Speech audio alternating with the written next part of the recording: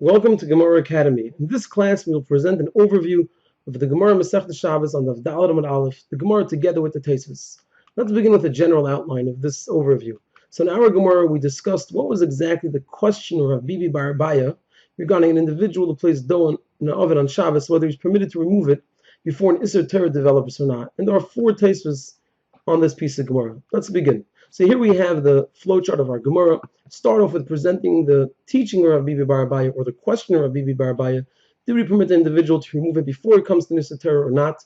And then we have the Gemara's question, which was, what exactly is this case? Because if we look at it, we'll see that either it won't make sense, it seems that it won't make sense, or it won't fit into the words of Rav Bibi Bar Abaya.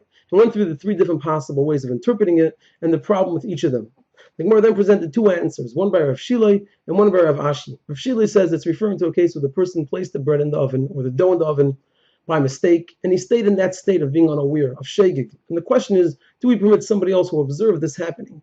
Do we permit him to remove the dough from the oven before his fellow comes to an Isser Torah? So do we permit one person to do an Isser, Midrabanan, to help his fellow avoid a greater Isser Minatera?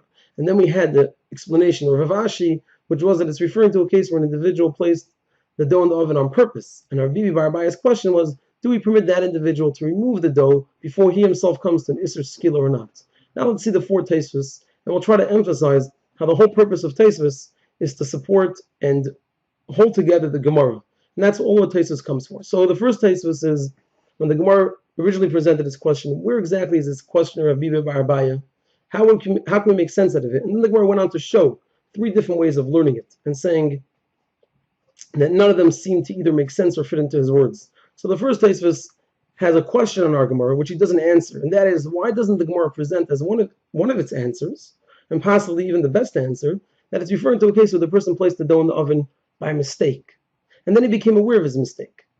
And even though then the question is not, do we permit him to remove it before it comes to a chi of chatas, since there's no chi of chatas in this case, because there's only a chi of chatas if a person stays in a state of shegig throughout the entire Ravera, and this individual put it in b'shegig, but now he became aware. So why don't we just say that Rav Bibi Bar Abaya's question was not, do we permit him to remove it before it comes to a chi of chatas, but rather before it comes to an isser chatas. Just like later on the Gemara changes it from chi of chatas, it changes two things. It changes it from chi of to isser, and from chatas to skila, isser skila. Why don't we just present as one of the answers, do we permit him to remove it before it comes to an isser chatas? So we see how the goal of Tosfos over here is, we made a statement that there's no way to interpret it and presented two answers. Tosfos here is showing how it seems there's another answer, and it doesn't give an answer, it doesn't resolve this question. The second Tosfos focuses on the question of Rav Sheshis. Rav Sheshis disagreed with the answer of Shilai, that the question is, do we permit one individual to do an Isser D'Rabbanan in order to help his fellow avoid an Isser Torah? Rav Sheshis disagreed with this because he presented a principle, and that is, do we tell one individual to sin in order that his fellow should benefit?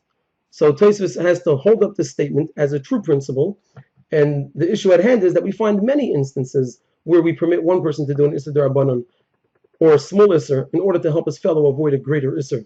So what is the basis of this principle that Rav Sheshis states as a question on Rav Shilai's answer? And Tosfos holds it up and explains how this principle is correct and is generally true in those instances where we don't follow it, they are out of the ordinary, and therefore they don't fall under this general rule, this general principle. So once again, Tosfos' goal is to show that the statement made in the Gemara, presented in the Gemara, made by Rav Sheshis, is a correct and true statement, and it's consistent with other things that we learned. Because it is true that we don't tell one individual to sin for the benefit of his fellow, and this that we find otherwise, they're out of the ordinary, they're exceptional cases, our case is not, and therefore it'll fall under this principle. The third Tosfos is on the teaching of Rav Ashi, that Rav Bibi's case was referring to an instance where an individual placed the dough in the oven on purpose, and the question is, do we permit him to remove it from the oven before he comes to an Isser Skila or not? So we presented this as a possible interpretation of Rav Bibi's question. Tosfos has to hold it up in a sense that, what type of question is this? Of course Rav Bibi Bar Abaya didn't ask this question, since whether we permit him to remove it or not, he's not going to listen to us because he doesn't want to be killed. So it makes no sense to Rav Bibi ask this question. Tosfos explains how it does make sense. The second part of Tosfos, there's two parts to this Tosfos, is he addresses that the truth is we can't even say, it would seem, we can't ask the question, did they permit him to remove it before he comes to an Isser Skila, since there could never be Skila in this case. And the reason is, since according to the opinion that holds that Hasra Suffolk is not Hasra, there can never be skila in this case, since when a person places dough in the oven, the hasra can never be a certain definite hasra, what's called hasra zvadai. It's not definitive that when they're warning him, you're not allowed to do this, he's doing an isser. Because for all we know, his intention is to remove it from the oven before it bakes. And therefore, how can we ever say that Rav Bibi asked, did they permit him to remove it before it comes to an isser skila or not? Rav Bibi never would have made that statement since there's never skila over here. And if there's no chiyuv skila, there can either be a case of, it's not either a case of isser skila. And the last and final Tosfos relates to the teaching that we presented in continuation to Rav Ashi's interpretation of the question of Rav Bibi. We presented a teaching by Rav Acha Bereda Rava, who said similar to Rav Ashi, but he said it behedya clearly. And the Gemara said, what does it mean by clearly? How do we interpret clearly?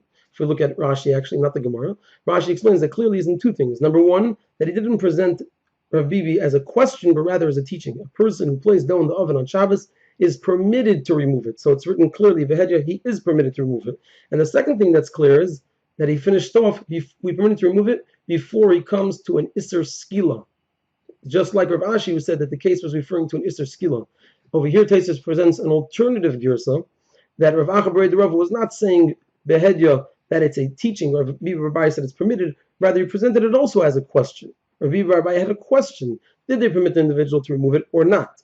The part that was clear is the second half, which is the question was: did they permit him to remove it before he comes to an Isser Skila? The same as the way that Rav Ashi explained the question of Rav Bibi Rabbi. And with that, we have the overview of our Gemara, and hopefully we get a better idea and better picture and appreciation that the goal of Tosfos is to support and hold together, so to speak, the Gemara, that the statements made in the Gemara are true and consistent and founded in correct ideas, and they're fit with other places that we might see otherwise